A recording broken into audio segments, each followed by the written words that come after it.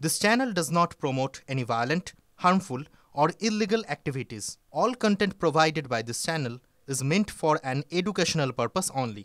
School service পরীক্ষায় সেরা সাফল্য মানেই oxygen books SSC gateway series. তারা চাকরি তো ফিরে পাবে না, এটা পুনর্নিয়োগ হচ্ছে। আগের পুরো চাকরিটা বাতিল, এখন আবার পরীক্ষা দেওয়া হচ্ছে। পরীক্ষা দিয়ে যারা যারা নিজেদের মেধা প্রমাণ করতে পারবেন তারাই শিক্ষক হবেন। ওই পরীক্ষায় যারা বামাল ধরা পড়েছে তারা বুঝতে পারবে না। এই যে লিস্ট যেটা তালিকা প্রকাশে কোনো লাভ হবে কি? লক্ষ্য যখন স্কুল সার্ভিস, সঙ্গে আছে গেটওয়ে সিরিজ, অক্সিজন বুকস। তালিকা প্রকাশ হলে অন্ততপক্ষে যে কারা বামাল ধরা পড়েছে সেটা বেরিয়ে যাবে এবং তার একটা অন্য প্রতিক্রিয়া সমাজে হবে। বলছি একটা তালিকা এমনিতেই ঘোরাফেরা করছে, প্রচুর তৃণমূল নেতার আত্মীয়।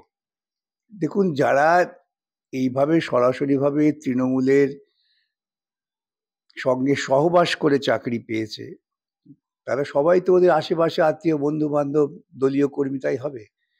ব্রাত্য বসু তো শিক্ষামন্ত্রী নিজে বলেছিলেন তৃণমূল কর্মী ছাড়া কেন চাকরি দেবো না।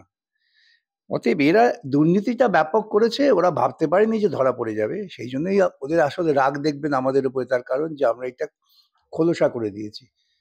কিন্তু দুর্নীতিতে সবাই যুক্ত। বমাল ধরা পড়লে তারা কাকে টাকা দিয়েছে এটাও তো তাহলে আসবে, সেটা তারা বলবে।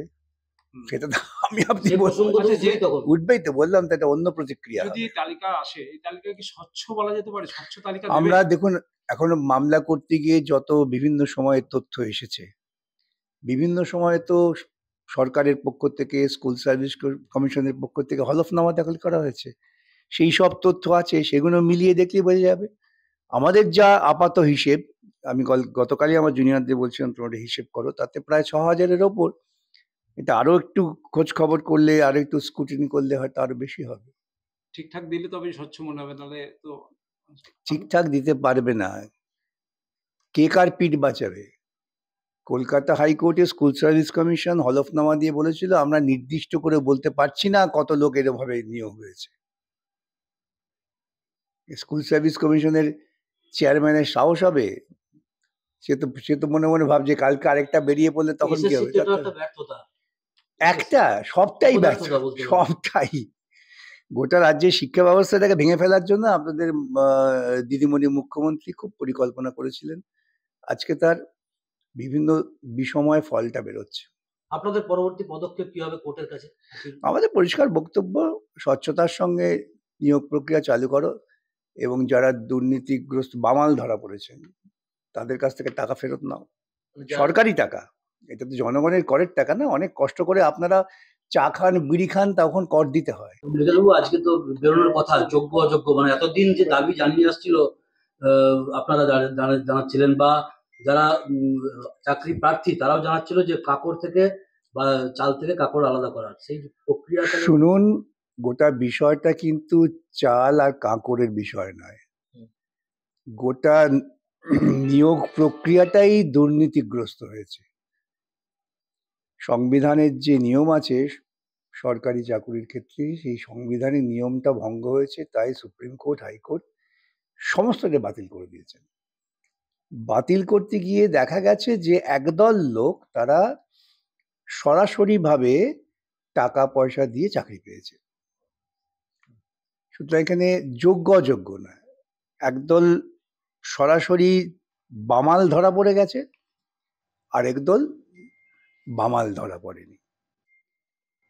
সেই জন্যই কলকাতা হাইকোর্টে বলেছে যারা বামাল ধরা পড়েছে তাদের পুরো বেতনের টাকাটা ফেরত দিতে হবে, আর যারা বামাল ধরা পড়েনি তাদের টাকা ফেরত না দিলেও চলবে। সুতরাং এখানে যোগ্য অযোগ্যের প্রশ্ন না, প্রশ্ন হচ্ছে দুর্নীতিগ্রস্ত, সোজা বাংলায় বামাল ধরা পড়া কিছু চোর আর ধরা না পড়া কিছু চোর। এই সেজন্যই আজকে যদি এই লিস্টটা বেরোয় তাহলে যারা বামাল ধরা পড়েছেন তারা আগামী দিনে পরীক্ষায় বসতে পারবে না, কিন্তু যারা বামাল ধরা পড়েনি তারা পরীক্ষায় বসে তাদের যোগ্যতা মেধার ভিত্তিতে ঠিক হয়ে যদি তারা করতে পারে শিক্ষক হিসেবে কাজ করবে। এটা মনে রাখতে হবে যে শিক্ষক এটা কোনো অফিসের একটা কেরানি বা পুলিশ কনস্টেবল নয়। সুতরাং শিক্ষকদের নির্ণয়টা নিয়োগটা যদি স্বচ্ছভাবে না হয় তাহলে এটা প্রজন্ম ক্ষতিগ্রস্ত হয়। সুপ্রিম কোর্ট এবং হাইকোর্টের রায়টা এইটা, এই রায়টাকে গুলিয়ে দেওয়ার জন্য মমতা প্রথম থেকে যোগ্য অযোগ্য এই একটা থিওরি খাড়া করেছে, যাতে মানুষের মনে একটা আবেগ তৈরি হয়। তো এদের কি সম্ভাবনা